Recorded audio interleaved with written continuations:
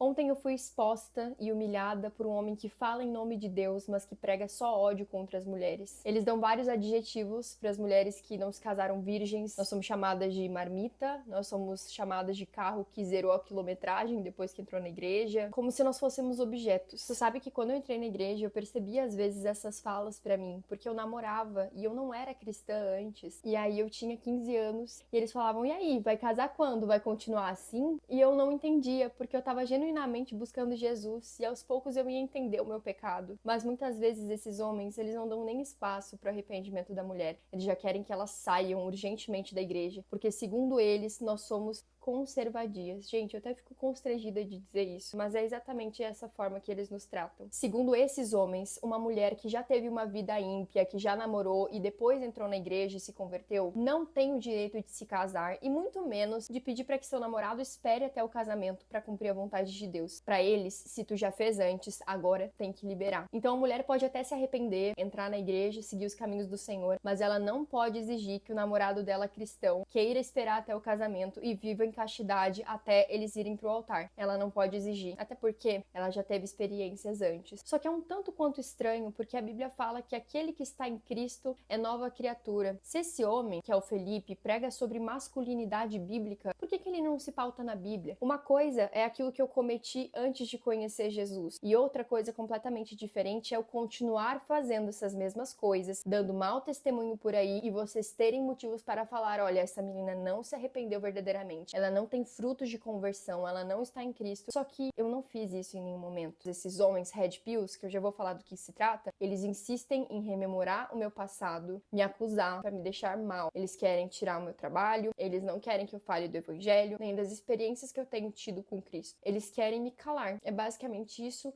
Eu não encontro outro motivo. E supondo que esses homens são cristãos, o maior exemplo seria Jesus. Jesus, quando ele viu a mulher adúltera ali pecando, foi pego em adultério, gente. Ele falou assim: aquele que não tem pecado algum, atire a primeira pedra. E ele abraçou aquela mulher e disse: vá e não peques mais. Temos outros exemplos lindos também na Bíblia. Jesus permitiu que Raabe, que é uma prostituta, estivesse em sua genealogia. Mesmo sendo uma prostituta, ele teve misericórdia porque ela teve temor a Deus. A gente tem a mulher samaritana, que Jesus chegou pra ela e falou: olha, eu sei que você já teve 5 homens diferentes, não se casou com eles. E ela temeu a Deus, ela reconheceu a soberania de Jesus e pregou para todo um vilarejo depois de conhecer Jesus. Eu acho isso lindo também. Então sim, Felipe e toda a comunidade Red Pill cristã, as mulheres podem ser tocadas por Jesus Cristo e têm sido tocadas. Eu não vim aqui para ficar me justificando e nem contando mais da minha história, porque é algo que dói muito em mim. Mas caso vocês queiram saber o crime cibernético que eu sofri, tem um podcast da Karina Bach onde eu conto melhor. E tu sabe qual que é a minha diferença para esses homens? É que o meu pecado foi exposto e o deles não. Vocês não precisam diminuir outras mulheres para serem mais masculinos. Vocês não devem ficar nos objetificando e nem nos sexualizando para provar que são macho alfa. Eu nunca vi Jesus fazendo isso na Bíblia, nunca. Repensem, por que a régua de vocês só é alta quando se trata de mulheres e quando se trata desses homens que têm um linguajar totalmente torpe e baixo, a régua não aumenta? Então vocês podem passar o rodo, se deitar com várias mulheres, porque isso tem a ver com a testosterona de vocês, isso tem a ver com a natureza masculina, né? A mulher, ela não pode ter caído em pecado, ela não pode ter se deixado enganar pelas mentiras desse mundo, ela não pode. É só um homem que pode. E sim, irmãos, sexo fora do casamento é pecado. Eu não vim aqui relativizar isso e nem diminuir o pecado, nem pregar uma teologia liberal, bem pelo contrário. Mas a forma como esses homens julgam as mulheres é desumana. E por fim, eu queria explicar rapidamente o que é a comunidade Red Pill pra vocês. Red Pill significa pílula vermelha. Basicamente, quando você toma essa pílula, você começa a enxergar a realidade como ela realmente é e depois não tem como voltar atrás. Nessa realidade deles, mulheres são inimigas porque elas pegaram os cargos que seriam originalmente para os homens. Segundo eles, as mulheres são perversas, são astutas, nós somos ruins aos olhos de muitos desses homens, nós somos feitas para sermos usadas. E até mulheres mais conservadoras, como a Damares, não fogem da régua desses homens. Uma vez ela foi chamada também de conservadia